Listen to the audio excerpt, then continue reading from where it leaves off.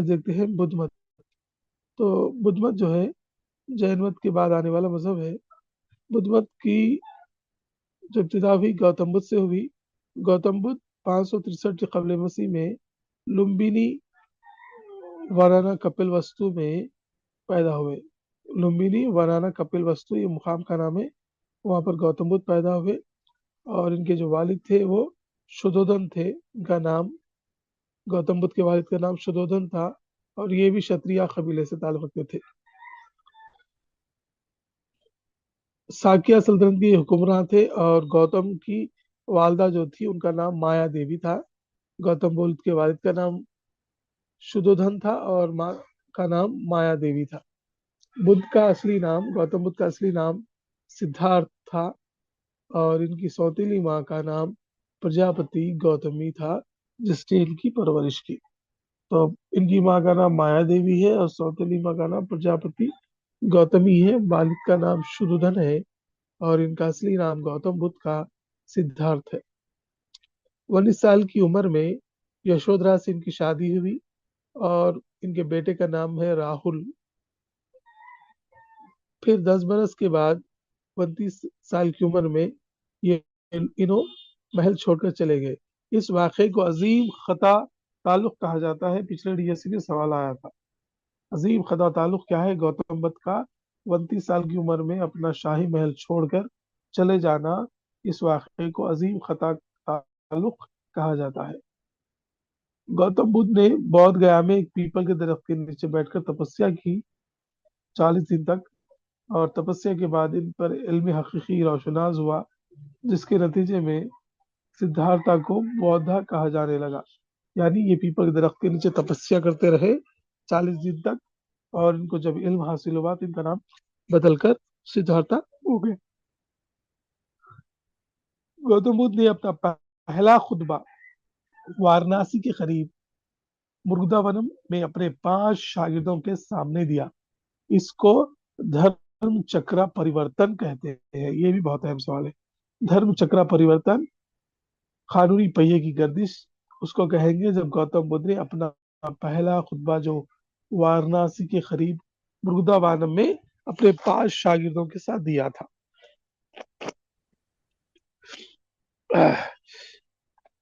और देखिएगा गौतम बुद्ध के मजहब की, बुद्ध मत की बहुत से लोगों मुतासिर हुए इससे, जिसमें मशहूर बादशाह बिम्बिसारा, अजात शत्रु, ये दोनों जो मगध के हुक्मरान थे, इन लोगों ने इस मजहब से बहुत ज्यादा मुतासिर होकर इसकी इशाअत और तबलीग के काम किए। अजात शत्रु बाद में क्या हो गया, बौद्ध का पैरहन बन गया और इसके अजीम हुक्मरानों में अशोक, कनिष्क, हर्ष, बिम्बिसारा, अजात शत्रु, ये सारे के सारे जो है बौद्ध मजहब से बहुत ज्यादा मुतासिर हुए। इनकी सरपरस्ती की और इनकी सरपरस्ती की वजह से बौद्ध मत हिंदुस्तान से श्रीलंका, म्यांमार, चीन और जापान तक फैल गया। तो ये बौद्ध मत क्या है, इनकी वजह से फैला। ये बादशाह ने इसकी सरपरस्ती की। 80 साल की उम्र में यानी 1483 कशी नागरा में बुद्ध का इंतकाल हुआ। इनके 8 अखलाकी उसूलों को अष्ट मार्ग कहा जाता है। अष्ट यानी 8, मार्ग यानी रास्ते या उसूल। अष्ट मार्ग बहुत अहम है, स्क्रीनशॉट लेना है तो ले लीजिएगा। बौद्ध के इंतकाल के बाद बुद्ध मत की इशाअत में राजा अशोक ने अहम किरदार अदा किया। तो इस तरीके से आप जब भी पढ़ रहे गौतम बुद्ध या जो भी मजहब है उसके पैरोकार का नाम, उसके वालिद का नाम, वालदा का नाम और अहम वाकयात भी याद रखना जरूरी है। स्क्रीनशॉट लेना है तो लीजिएगा। आगे बढ़ते हैं। ये जो टिक किए गए सवाल बहुत अहम है। ठीक है, चलिए आगे बढ़े।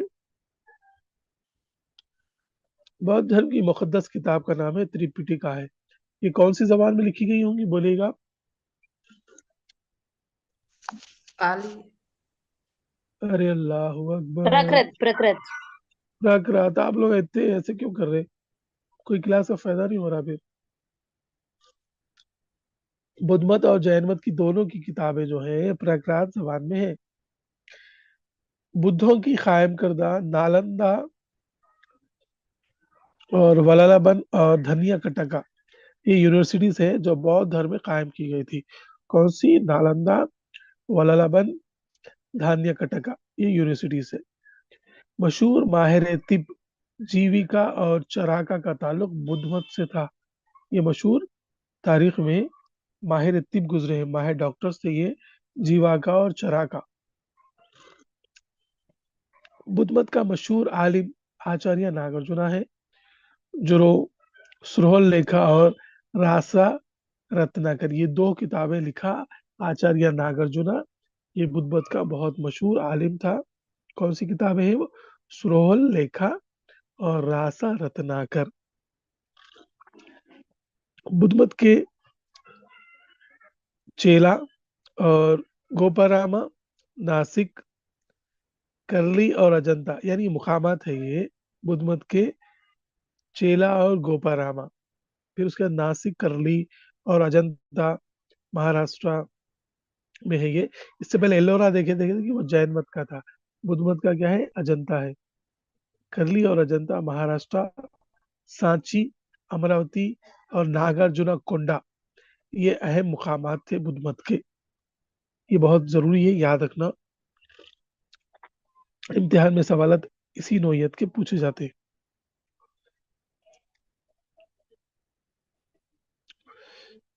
बौद्ध मत के मराकज हिंदुस्तान में कहाँ कहाँ थे, ये याद रखना जरूरी है। बौद्ध मत की तालीमात को आर्य सत्ता कहा जाता है। आर्य सत्या। पहला खुतबा जो था अभी देखे हम, धर्मचक्र, धर्म परिवर्तन, और वो मुकाम जहाँ पर बुद्धा ने पहला खुतबा दिया, मुग्धवानम, ये याद रखना जरूरी है, देखिएगा बहुत बहुत अहम है। अब आपके सिलेबस में इसके साथ साथ मुख्तलिफ हुक्मरानों के बारे में भी है। तो उसमें से एक है आंध्रा के सतवाहन, जो करीमनगर में सतवाहन यूनिवर्सिटी है, इन्हीं के नाम से रखी गई है। ये लोग हिंदुस्तान में 200 कबल मसीह से 300 ईस्वी तक हुकूमत करते रहे, यानी तकरीबन 500 साल। वो लोग जो कृष्णा और गोदावरी के इलाके में रहते हैं, इनको आंध्राई कहलाते हैं। गोदावरी और कृष्णा के इलाके में, जैसे कि हम लोग हैं। सतवाहना सल्तनत का बानी था श्रीमुखा। किसी भी सल्तनत का बानी याद रखना, उसका अहम राजा याद रखना, और उनके नज्म नस्क की अहम चीजें याद रखना। तो सतवाहना सल्तनत का बानी जो था श्रीमुखा था। समूह का सुतोरहाना ससामार को शिकस्त देकर इन्हें अपनी हुकूमत बनाया था। सतवाहना सल्तनत का बानी श्रीमुखा क्या करा? सुमुस का सुतोरहामा को शिकस्त दे के अपनी हुकूमत बनाया। पाला के दौर में सतवाहना का एक राजा गुजरा है, पाला के दौर में तहजीब और अदब की तरक्की हुई। सतकर्णी अव्वल के जरिए, हाला है सर। हाँ हाला, सॉरी, हाला के दौर में तहजीब और अदब की तरक्की हुई। सतकर्णी अव्वल के जरिए नस्ब करदा नाने घाट के कुतबे में इसकी शानदार फतूहात का जिक्र है। तो ये जितने भी राजा थे उस वक्त क्या करते थे? अपनी हुकूमत के अहम अहम चीजों के बारे में, फतूहात के बारे में, क़वानीन को पत्थरों पे लिखा दिया करते थे। तो उसको कुतबात कहेंगे। सतकर्णी अव्वल के जरिए जो कुतबा लगाया गया कहाँ पर? नाने घाट पे, उसमें उसकी फतूहात का जिक्र है। सतवाहना के 17वें हुक्मरान हाला ने गाथा सतपति लिखी, ये भी बहुत अहम सवाल है। हाला की लिखी हुई किताब गाथा सतपति लिखी। और सुरु वर्मा ने संस्कृत की कवायद की किताब कंतराम लिखी। सुरु वर्मा ने संस्कृत के कवायद की किताब कंतराम लिखी। इससे पहले हम एक डिक्शनरी पढ़े थे, लुगत, याद है?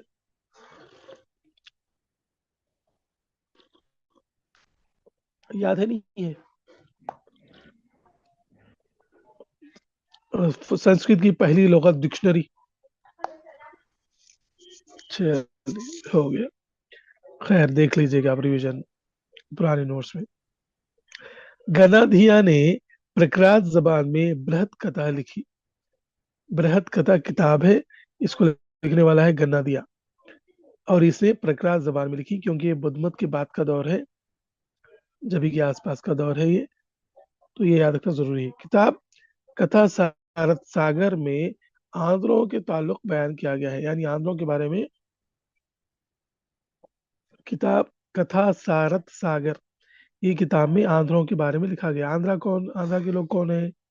आंध्राई कौन है? जो गोदावरी कृष्णा के दरमियान में रहते, यानी हम लोग। गौतमी पुत्र सतकर्णी ने सतवाहना का 23वां राजा था। इसने अपनी माँ की तालीम में गौतमी बालासुरी का नाम अपने साथ इस्तेमाल करना लगा। इसकी माँ का नाम गौतमी था, इसलिए इन्हें अपनी माँ की ताजीम में, मोहब्बत में क्या करा, अपने साथ माँ का नाम इस्तेमाल करना लगा। गौतमी पुत्रा सतकर्णी, यानी गौतमी का बेटा सतकर्णी।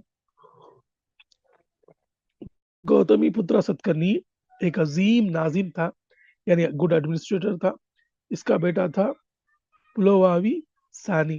पुलोवावी सानी यानी सेकंड दुआ ने कृष्णा इलाके तक अपनी सल्तनत को वसत दी। सतवाहना सल्तनत के जिलों में तकसीम किया। ये अहम सवाल है, सतवाहना क्या करे, अपनी सल्तनत को जिले में तकसीम करे, जिसको आहर कहा जाता। ठीक है, जिसको आहर कहा जाता। और आहर, फिर महात्र आहर जो है उसमें मवाजात भी थे। गांव, जिले को आहर कहेंगे, और उसमें गांव भी थे, मवाजात। इनकी भी क्या है, लगान आमदनी का जरिया था। जितनी भी पूरी हुकूमतें गुजरी हैं उन तमाम का आमदनी का जरिया लगान था। अब की जो हुकूमतें हैं उनकी आमदनी का अहम जरिया टैक्सेस है। गैर मुल्कियों ने, जैसे साका, यावना, फाला वगैरह ने हिंदू मजहब इख्तियार किया। गैर मुल्क से लोग यहाँ पर आए, सयाह आके ये मजहब इख्तियार करें। सर लगान और टैक्स एक ही है ना? अलग है। टैक्स किसको बोलते हैं बोलिए आप सेल टैक्स देखे, सेल टैक्स है, एक्साइज ड्यूटीज है। लगान उसको कहेंगे जो ज़राअत पर, फसलों पर और ज़रूरी ज़मीन पर लगाया जाता। टैक्स वो है जो तमाम मसनूआत पर, चीज़ों पर, अशिया पर, सामान पर लगाया जाता है, वो टैक्सेस है। लगान अलग है। लगान अब नहीं लिया जा रहा, अब सिर्फ टैक्सेस में एक्साइज ड्यूटी वगैरह ले रहे, जिसको आम जबान में चुंगी बोलते हैं गाँव में। तो लगान सिर्फ जमीन और फसलों पर था, अब नहीं है वो लगान। अंग्रेज लेते थे, बादशाह लेते थे, अब नहीं है। अब सिर्फ टैक्सेस है। एग्रीकल्चर टैक्स है, सेल टैक्स है, इनकम टैक्स है, सर्विस टैक्सेस, ये सब है। और दुनिया में सबसे ज्यादा टैक्स वसूल करने वाला मुल्क सिर्फ हिंदुस्तान है, जहाँ पर 28% टैक्स है। ज़राअत यहाँ के लोगों का अहम पेशा था। सोने, चांदी और भरत से बने सिक्कों का रिवाज था। उस वक्त की जो करेंसी थी, सोने, चांदी और भरत नामी मेटल से बनी थी, इस्तेमाल करते थे। सतवाहना के 2 सदर मुकाम थे। पहला था दानिया कटकम, जिसको हम अमरावती कहेंगे। दूसरा था प्रतिष्ठानपुरम या फाइथॉन। फाइथॉन जो है, ये इनका सदर मुकाम था। 2 सदर मुकाम, दानिया कटकम जो अमरावती है, और प्रातिष्ठानपुरम, भाई फाइथान कहेंगे इसको। सतकर्णी अव्वल ने दक्कन के इलाकों को फतेह करके अपनी सल्तनत कायम की। इसका लक़ब दक्षिणा पतापति था। दक्षिणा पतापति था इसका लक़ब, क्योंकि दक्कन के इलाकों को फतेह करा था।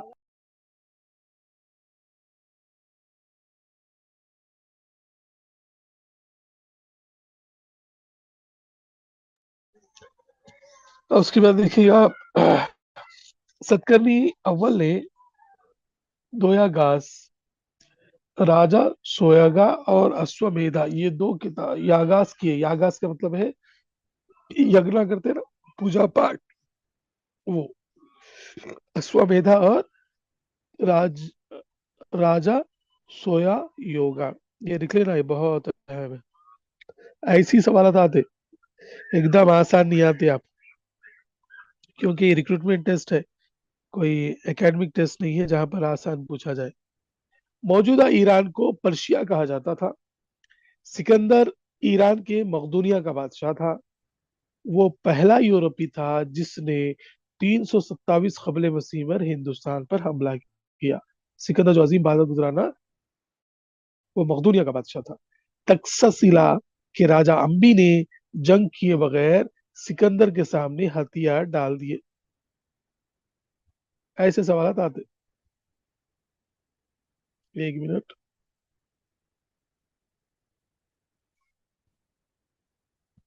हाँ, तो ये है, देखिएगा। अंबी क्या करा, बिना लड़े हथियार डाल दिया। सिकंदर का इंतकाल 324 कबल मसीह में बेलोन में हुआ। बेलोन, बेलोन मुकाम पर इसका इंतकाल हुआ, श्रवण बेलागोल में। डायरिस अव्वल 516 कबल मसीह में हिंदुस्तान पर हमलावर हुआ। ये ईरान का बादशाह था। ईरान का बादशाह दूसरा जो था, जो हिंदुस्तान पर हमला करा, वो कौन था? सिकंदर के बाद दूसरा बादशाह, ईरान का बादशाह डायरिस अव्वल, 1516 कबल मसीह में हमला कराई। पुरुषोत्तम की सल्तनत जहलम और ब्यास नदी के दरमियान थी। ये पुरुषोत्तम भी राजा है उस वक्त का, डायरिस के दौर का राजा है ये। मेगास्त्री जो सिकंदर का सिपह सालार था, से, सेगुलस निक्टर का सफीर था। इसने किताब लिखी इंडिका। मेगास्त्री की लिखी हुई किताब का नाम है इंडिका, जो सिकंदर का सिपह सालार था और सेगुलस निक्टर का सफीर भी था ये। तो मेगास्त्री की लिखी हुई किताब जो है इंडिका है, ये है। हमें स्क्रीनशॉट लेना है तो लीजिएगा, आगे बढ़ते हैं। तो ऐसे ऐसी चीजें याद रखना जरूरी है। अब उसके बाद दूसरी आई मगध की सल्तनत। मगध का सदर मुकाम राजगढ़ या गढ़ी राजापुर था। मगध के हुक्मरानों में अजात शत्रु ने गंगा, एक मिनट, कहाँ चला गया?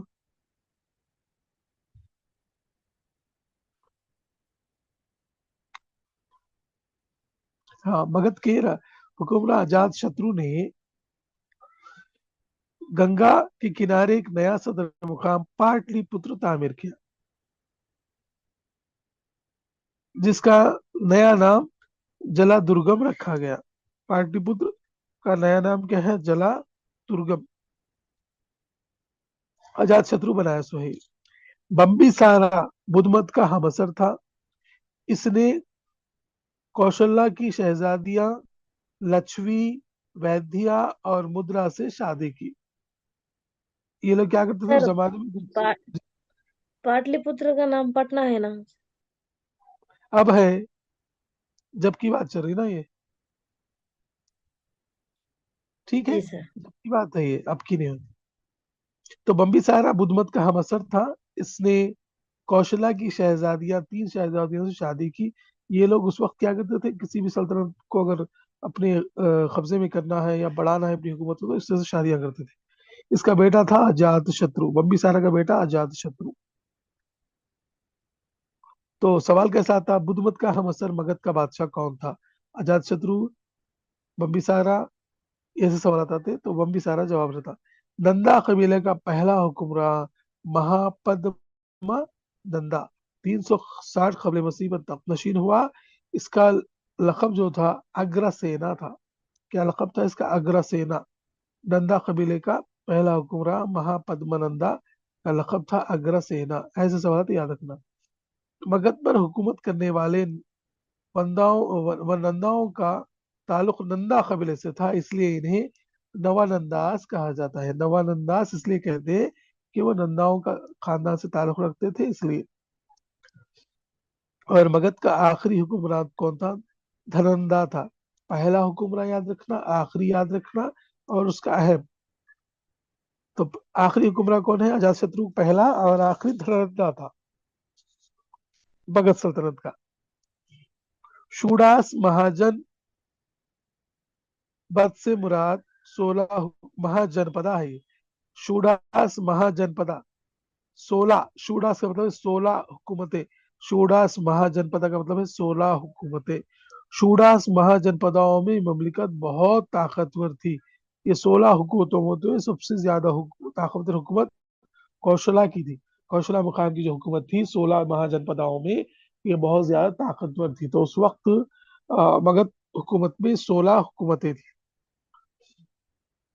वो सल्तनत जिसको मगध में शामिल कर लिया गया कोशला। नंदाओं का आखिरी हुक्मरान धननंदा। मगध का आखिरी हुक्मरान धननंदा, नंदाओं का भी आखिरी हुक्मरान धननंदा। अजात शत्रु का दौर हुकूमत कब से कब तक था? 460 से 493 कबल मसीह। उसके बाद क्या करा? बम्बिसारा एक नई हुकूमत बनाया जिसका नाम है प्रतीका सल्तनत। प्रतीका सल्तनत। तो जितने टिक है ना वो याद रखना। प्रतीका सल्तनत, मगध सल्तनत का पहला हुक्मरान अजात शत्रु, पाटलिपुत्र तामीर करा उन्हें। और बम्बिसारा जो था बुद्ध मत का अवसर था। और 16 महाजनपदास थे। इसका आखिरी हुक्मरान धननंदा था। अब उसके बाद मगध के बाद आते हैं मौर्य। 322 कबल मसीह में चंद्रगुप्त मौर्य ने नंदा हुकूमत के आखिरी हुक्मरान धननंदा को शिकस्त देकर मौर्य सल्तनत कायम की। इसका वजीर आजम कौटिल्य या चाणक्य था। तो मगध का आखिरी हुकूमत धननंदा को हराया एक राजा चंद्रगुप्त मौर्य बना के अपनी हुकूमत कायम करा। तो वो थी मौर्याई हुकूमत। मौर्य हुकूमत का बानी था चंद्रगुप्त मौर्य। और उसका सिपह सालार था, वजीर आजम था कौटिल्य या चाणक्य जिसे कहते हैं। सेलुकस नक्टर ने अपनी बेटी की शादी चंद्रगुप्त मौर्य से कर दी और मेगास्थनीस को चंद्रगुप्त के दरबार का सफीर मुकर्रर किया। तो सेकुलस नटकार क्या करा? अपनी बेटी की शादी चंद्रगुप्त मौर्य से कर दिया ताकि वो हमला ना करे इनके ऊपर। और मेगास्थनीस को चंद्रगुप्त के दरबार का सफीर बना दिया गया। अर्थशास्त्र से चंद्रगुप्त की सल्तनत के हालात मालूम होते हैं। अर्थशास्त्र एक किताब है जिसे कौटिल्य लिखा था, जिसमें हुकूमत कैसे चलाना वो लिखा गया है। वो आज भी बहुत अहम है। आज भी कई लोग उसको पढ़ते हैं। चंद्रगुप्त जैन धर्म का राहिब बन गया और फाका कशी जिसे हम कहेंगे सीका वनर्तम की वजह से श्रवण बेलागोल कर्नाटक में इसका इंतकाल हो गया। चंद्रगुप्त क्या करा? जैन मत इख्तियार कर लिया, बुद्ध मत नहीं, जैन मत। अब उसके बाद राहिब बन गया, फाका कशी करने लगा, भूखा रहने लगा और उसी में उसका श्रवण बेलागोल में इंतकाल हो गया। चंद्रगुप्त का बेटा क्या करा? उसके बाद राजा बना, उसका नाम था बंधु सहारा। बंधु सहारा के बाद इसका बेटा आया अशोक।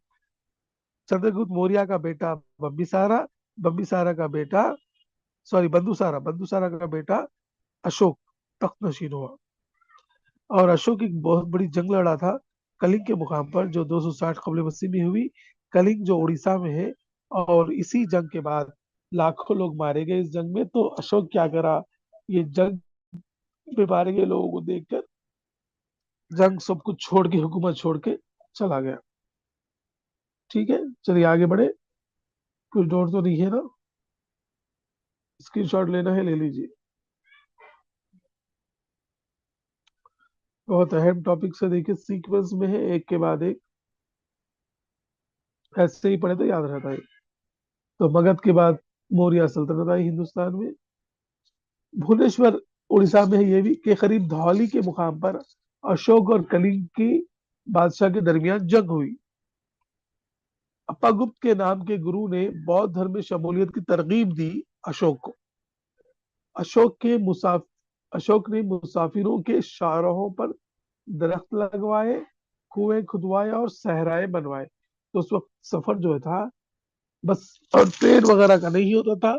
घुड़सवारी, बैलगाड़ी वगैरह पैदल करते थे, इसलिए लोग थक जाते थे बहुत दूर की मसाफत करके। तो इसलिए हुकूमत क्या की उस वक्त की, हाईवेज पे दरख्त लगाए, कुएं खुदवाए और सहराए बनाए। सहराए में लोग रात गुजार के फिर सुबह चल पड़ते थे। चंद्रगुप्त मौर्य ने सुदर्शन तालाब बनाए, ये बहुत है। सुदर्शन तालाब बनवाने वाले का नाम है चंद्रगुप्त मौर्य। बंदुसारा इसका बेटा, उसका बेटा अशोक। अशोक आजम ने कश्मीर में श्रीनगर और पाटलिपुत्र में गंगा और सोना नदियों के संगम पर एक खूबसूरत शाही महल तामीर करवाया। अशोक क्या करा? कश्मीर में श्रीनगर में और पाटलिपुत्र में गंगा और सोना नदियों के संगम पर एक खूबसूरत महल तामीर करवाया, जिसका जिक्र अर्थशास्त्र और इंडिका इंडिका कौन लिखे थे? मेगास्थनीज लिखा था। अर्थशास्त्र कौटिल्य लिखा था। इसकी लंबाई 15 किलोमीटर और चौड़ाई 2.5 किलोमीटर थी। देख रहे हैं ये महल कितना बड़ा था? 15 किलोमीटर लंबा, 2.5 किलोमीटर चौड़ा। क्या था ये, महल था या शहर था? महल। शहर था ये। वो शहर को शाही एक महल तामीर करवाए। टाइम करवाया करवाया जिसका जिक्र अर्थशास्त्र और इंडिका में मिलता है। उसके बाद क्या है, ये 15 किलोमीटर और चौड़ाई 2.5 किलोमीटर है ना, ये शहर की है ये। तो इस शहर के इंतजाम के लिए कमेटी थी 27 रुकन की, जिसको हम धमामा कमेटी कहते हैं। जिस तरीके से अब हमारे पास कारपोरेटर, काउंसलर्स वगैरह है ना शहरी इंतजाम देखने के लिए, तो उस वक्त भी धमामा कमेटी में 27 लोग थे जो शहर के इंतजाम देखते थे। अशोक के कुतबे सांची, ब्रोकात, सारनाथ और अमरावती के स्तूपा में इसके कुतबात हमें मिलते हैं। कहाँ कहाँ है अशोक के कुतबात?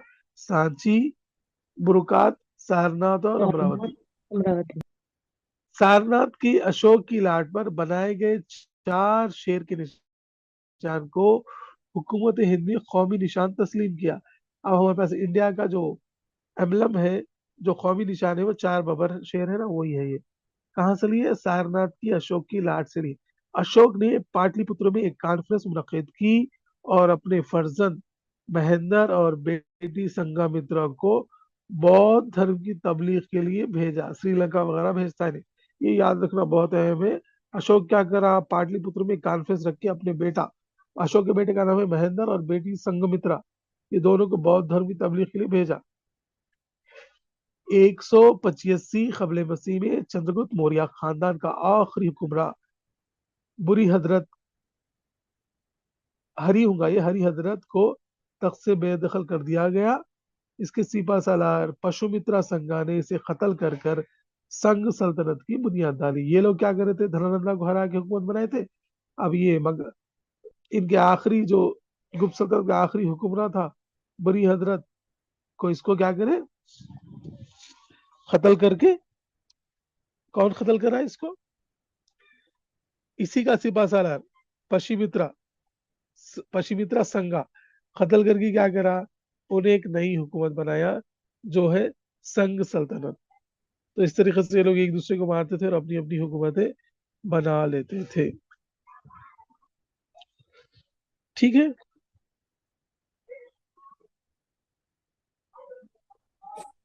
सर ये न्यू सिलेबस है या ओल्ड है? 2014 से पहले का है। जी वही हम 6-7 के बुक्स में देखते तो नहीं अलग मिलता, दिखे। नहीं मिलता आपको। उसीलिए तो है ना मसला सबसे बड़ा ये। सिलेबस डीएससी का जो दिया उन्हें कोई किताब में नहीं है फिलहाल की, ये 2014 से पहले बनाए से नोट्स है ये। जी वही हम नोट्स बना लिए ना तो अलग दिख रहे पूरे।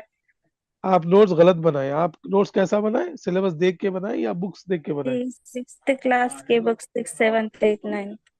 गलती करे, बहुत बड़ी न्यू गलती बुक्स करे, न्यू बुक से बनाए शायद। बहुत न्यू। बड़ी गलती करे। बुक से नहीं बनाना कभी भी सिलेबस। सिलेबस डीएससी का देख के उस हिसाब से नोट्स बनाना। जो भी एग्जाम रहता है ना, उसके सिलेबस के हिसाब से नोट्स बनाना। बुक्स के हिसाब से कैसा बनाते हैं आप? जी 6, 7, 8, 9, 10 का है ना सर, तो वही उसमें कौन टॉपिक्स जो बोले ये है। बात? कौन बोले आपको कि सिलेबस 6, 7, 8 का है बोल के? कहीं है ऐसा लिखा हुआ? एचजीटी का सर, एचजीटी का। नहीं नहीं नहीं, आप देखिए, 6, 7, 8 उसका लेवल है, सिलेबस नहीं है वो। लेवल है। डीएससी के नोटिफिकेशन में जो सिलेबस दिया वो पढ़ना है आपको, चाहे वो कौन सी भी किताब में हो। और हाँ, एक बात क्या है देखिए, सही अगर तैयारी नहीं हुई, सही मवाद नहीं रहा, तो डीएससी में जॉब लाना या किसी भी एग्जाम में जॉब लाना मुश्किल है, नामुमकिन बात है। सिलेबस के हिसाब से तैयारी करना। ठीक है। ये नोट्स आपको नहीं मिलते कहीं पर भी। जी नहीं वही चलिए, सर, पढ़। सोशल सोशल में तो नहीं मिलते, क्यों बोलते न्यू बुक्स में कुछ भी नहीं है ये। और एक मसला क्या है अभी, ये नोट दिख रहे हैं आपको, मैं किताब पब्लिश करने की नीयत से बनाया हूँ 2-3 साल मेहनत करके, मगर इससे पहले हमारे कई दोस्त हैं साइकोलॉजी और पर्सपेक्टिव ऑफ एजुकेशन के बुक्स पब्लिश करे। एक बुक के लिए तकरीबन 1-1.5 लाख रुपए खर्च होते। और हमारे लोग क्या है, पूरे तेलंगाना और पूरे आंध्र प्रदेश दोनों को मिला के भी उर्दू मीडियम वाले 1,000 बुक भी नहीं खरीदते। वो मसला है। तो कोई भी नोट्स क्यों बनाएंगे बोलिए आप? 1,000 लोग नहीं मिले पूरे तेलंगाना के, लाखों मुसलमान है, 48 हम्म, लाख। सही तो है सर, सही है, हाँ। खाली कोई 40 भी नहीं लाख मुसलमान तो खरीदेगा। सिर्फ हैदराबाद में 40 लाख मुसलमान रहते। तो 1,000 बुक्स नहीं बिक रहे पूरे तेलंगाना में, बोल तो कोई भी उर्दू मीडियम के लिए क्यों आगे आएगा? ये है मसला। जी। बुक ये एक बुक दो तीन सौ लास्ट ईयर का क्वेश्चन पेपर देखे थे सर। हम्म, तो न्यू बुक्स में जो जो है ना, उसमें से हम्म। कवर कर रहे थे। ये देखिए, हम वैसे ये क्या, बनाए थे। सुनिए सुनिए, एकेडमिक एग्जाम नहीं होता ना। अपने को खाली पास करना नहीं है ना, जॉब लाना है। जॉब लाना है तो सिलेबस के हिसाब ना। अरे चलो लास्ट टाइम इसमें से पूछा, ये पूछता होगा बोल के पढ़ लिए तो कोई फायदा नहीं होता। जॉब लाना है तो सबसे बेस्ट रहना पड़ता। तो ऐसा मसला है, 100-200 की किताब भी कोई नहीं खरीदते हमारे पास। प्राइवेट कोचिंगों के लिए 16,000 रुपये फीस है, मालूम आप लोग, तेलुगु मीडियम में। डीएससी की, एसजीटी कोचिंग के लिए 16,000, 20,000, 18,000 ऐसी फीस है। और हमारे पास 1,000-2,000 रुपये के लोग परेशान होते, वही कपड़ों में, उनके चप्पलों में उनके पैसे बुक्स खराब भी करते। ज्यादा सेल होते, बुक्स भी ज्यादा सेल होते मैं उनके। बोल रहा हूँ ना आपको, मैं बुक बनाता हूँ, ये बुक मैं पब्लिश करके देता हूँ पूरा सिलेबस। 1,000 कॉपी भी नहीं बिके, बोल रहा हूँ ना मैं। अब 1 लाख 1.5 लाख रुपए खर्च करना पड़ रहा। तो इसलिए कोई भी आगे नहीं आता। हमारी तरजीहात अलग है। हमारे पास एक मंदी के पैसे में कोचिंग की फीस नहीं दे सकते, मगर 1,000 रुपये की मंदी खा लेते हैं। तो खैर जाने दीजिए, जो जैसा करेंगे वैसे पाएंगे। खैर यहाँ पर आ जाइए आप। तो बरी हजरत ये आखिरी हुक्मरान था, इसने क्या करा, इसका सिपा सालार खत्म कर दिया, इसको पशुमित्र संघ और संघ सल्तनत की बुनियाद डाला। अशोक को देवा नाम प्रिया और प्रियादर्शनी के लक़ब से नवाजा गया, ये याद रखिएगा। देवानाम प्रिया और प्रियादर्शनी के नाम से अशोक को लक़ब से नवाजा गया। धर्म की पालसी की अमलावरी के लिए अशोक ने जिन औहदारों को तकर्रुर किया, इन्हें धम्म महात्रा कहा जाता है। धर्म की पालसी की अमलावरी के लिए, यानी जो मजहब है उसकी जो पॉलिसी है उसकी अमलावरी के लिए चंद ऑफिसरों का तकर्रुर किया था, उसका नाम था धम्म महात्रा। विशाखा दत्ता ने किताब लिखी जिसका नाम है मुद्राक्ष। मुद्राक्ष।